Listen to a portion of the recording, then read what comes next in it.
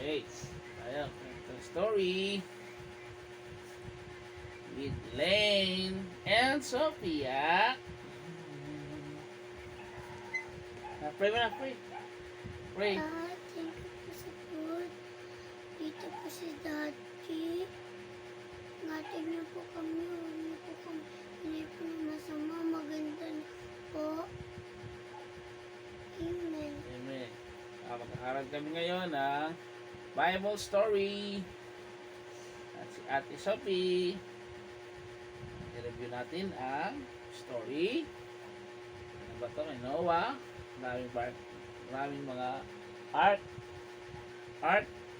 Yung mga hayop. And si Noah. The children's. Natutuwa sila sa birds. Diba? Saka maganda yung paligid. Maganda yung paligid nila. Maraming mga garden, di ba? Saka mga grass and trees. Ano ginagawa ng bata? Nag-ano ng flowers, naghihipan. Yan. Ito yung unang magkapatid, si Cain at si Abel. Nag-aalaga sila noon ng mga halaman at hayop. Yan, magkapatid, siblings.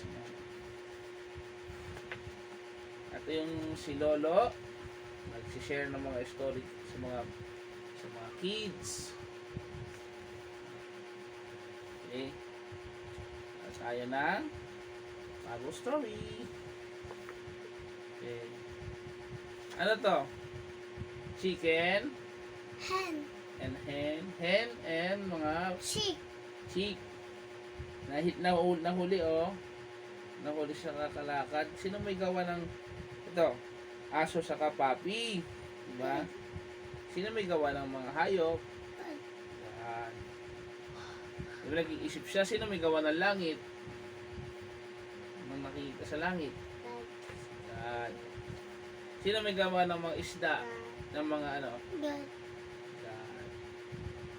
Sino may gawa ng mga ibon na lumilipad? Sino may gawa ng mga isda? Ang Diyos na sa langit.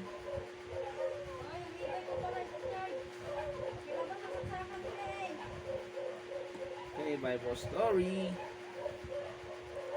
Diba? Sino may gawa ng lupa, ng langit, ng dagat? God. God ang lumikha. Matagal na ba nilikha ang mundo? Matagal na panahon na nilikha ang earth. Ano yun? Babe.